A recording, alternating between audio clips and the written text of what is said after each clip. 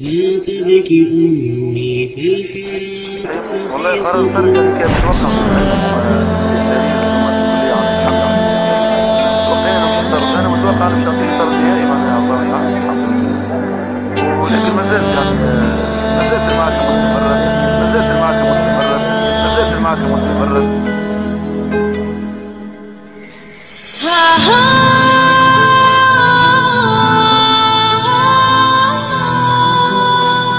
ما زلت المعركة مستمرة بالنسبة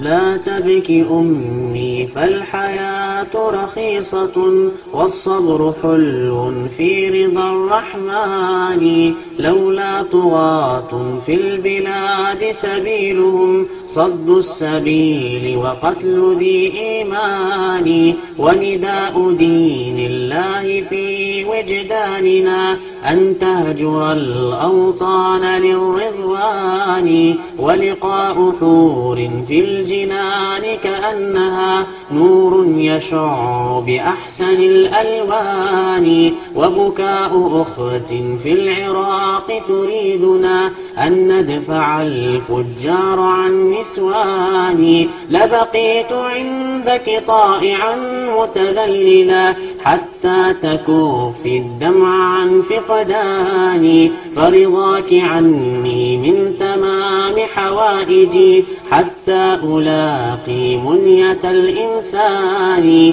لا تبكي أمي فالحياة رخيصة والصبر حلو في رضا الرحمن.